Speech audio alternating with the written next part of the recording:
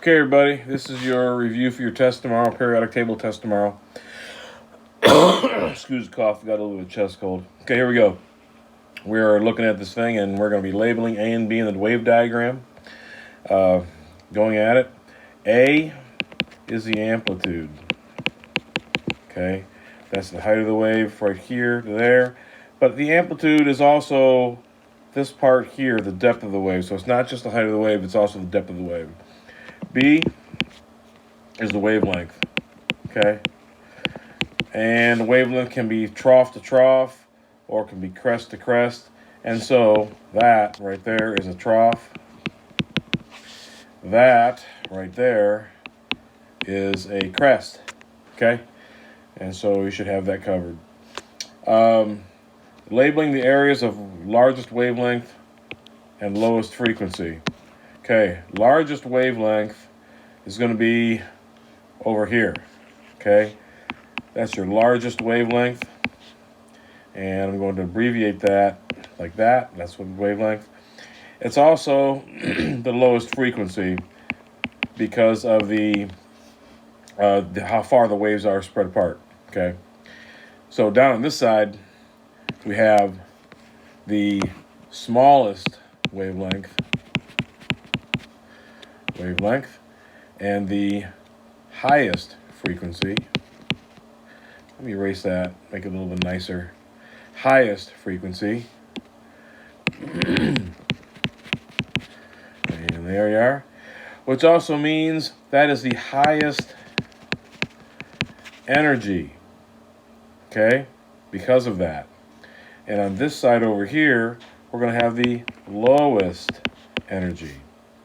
And so when you look at the visible spectrum here, the visible spectrum, let's go like this. Visible spectrum is Roy G. Biv. And this is the blue end of the spectrum down here. I'm going to see if I can get a little bit of blue. This is the blue. Whoa, I don't want that. Jeez. Get rid of that. This is the blue end of the spectrum here. This is the red end of the spectrum here. So that means blue is going to have more energy than green. It's also going to have more energy than yellow, more energy than orange, more energy than red. Okay? It's also going to have shorter wavelengths, all right? Smaller wavelengths. Okay? I think that covers that part. I hope it does. So down over here, we got the periodic table. We are to label each of the following electron configurations. Well, we have 1s2, 2s2, 2p3.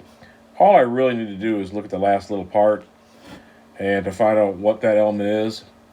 So we have our first period, second period, third, fourth, fifth, sixth, and seventh. And here's the S block right here. Here's P over here. Here's D, and there's F way down here. So 2p3. Here's the second period. And go all the way over to the P block. 1, 2, 3. That's nitrogen. All right. Next one is 3p5. Well, third period right here. Going to 3p. 1, 2, 3, 4, 5. That's chlorine. And so we have two of them in the noble gas notation. Neon 3s1. Here's neon in brackets. And 3s1 will be right there. That's sodium. Argon. This one. Argon 4s2 3d3. Argon right here. 4s2 is that part. And 3d3. 1, 2, 3. Vanadium. Remember, when you're in the fourth period and you get into the transition elements, that it goes down one number. And then when you go all the way through the transition elements, get back to the P block, then you get back up to that regular row number, period number, okay? So it goes 4, 3, and then back to 4, and 5, then it goes down to 4, then go back up to 5, and you get that over there. Okay. Electron configuration for beryllium. Let me do a job here and erase some of this stuff. See if we can get it cleared out a little bit. That's not bad. So beryllium is right here. And beryllium is a 1s2, which is those two, 2s2. 1s2, 2s2. Aluminum is right here. So that's going to be 1s2, 2s2, 2p6, 3s2, 3p1. Okay, 3p1. Iron is right here. Trying to find that one. That is a 3d6. That's the last part of the configuration. So the last part's 3d6. Let's go look at it. 1s2, 2s2, 2p6, 3s2, 3p6, 4s2, 3d6, which is right there. Electron dot structure for the following. Now, all of this is intended to go in a row. Now, the only problem is going to be that one. It's not even a big problem. It's just a little side note. So, lithium's in the first period, 1 dot. I'm sorry, first group, 1 dot. Calcium, second group, 2 dots. Boron, third, 1, 2, 3. Carbon, 4. 1, 2, 3, 4. Phosphorus, right over here. And right here. That's in the fifth. 1, 2, 3, 4, 5, 6. Remember, when you start going back around again, you start pairing them up. Oxygen, 6. 1, 2, 3, 4, 5, and 6. Fluorine, 7. 1, 2, 3, 4, 5, 6, 7. Helium. There's only 2 for helium. But it fits over there because 2 is an actual full shell. It's in the S period, S block. So helium is going to be 2. And then neon is going to have a full shell of 8. 3, 4, 5, 6, 7, and 8. Okay, 1, 2, 3, 4, 5, 6. I don't think I drew fluorine right, did I? Check that one. Having a little head cold, it's hard to think. 1, 2, 3, 4, 5, 6, 7. Okay, there we go. All right.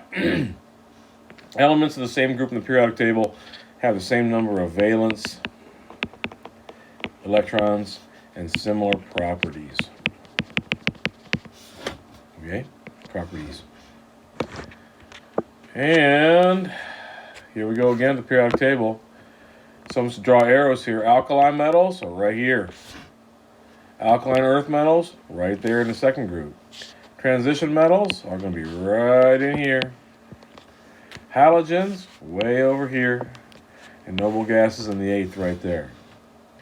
So, number of valence electrons for all of those. Let's go with this. 1 valence electron, 2 valence electrons. Don't even worry about that. Okay? So we're going to go with 3 valence electrons, 4, 5, 6, 7, and 8, except for helium, which is 2. Okay. Characteristics of alkali metals. Alkali metals are very reactive metals. So let's put it in red. Very reactive. 1 valence electron in the entire group for each one. Good conductor. Well, they're malleable. Let's put it that way. Things like that. Malleable. All right. Well, there we go.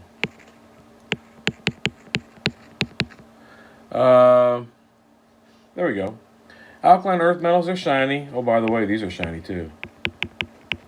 Shiny. They're highly reactive too. They're just one group away. Reactive. 2 valence electrons. And that for each one in that group. Transition metals. They're typically harder ones. You know, the iron's in there, gold, silver, things like that. Good conductors. Oops, conductors. Good conductors of heat and electricity. Okay. They have high densities. And there could be more, but we don't need any more than that. Halogens, 7 valence electrons. They react with metals to form salts. And I'm not just talking about salt on your table. Other types of salts. Highly reactive. And let's go with noble gases. Unreactive. Odorless. Tasteless. They have low boiling points. Low melting points. Okay? Some characteristics right there. And for you, for your test, highest electronegativity, fluorine. Lowest, francium. Largest atomic radius, francium. Smallest atomic radius, helium. Highest ionization energy will be fluorine. Lowest will be francium. Some say go with cesium, so I'll put that on there also. Mendeleev's periodic table arranges elements by increasing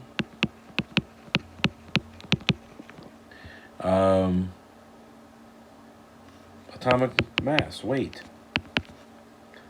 I'll put weight on there because that's how it's described. We'll put mass in parentheses. Okay? Let's see. Along with that, vertical columns, which are called groups. I like the word groups better.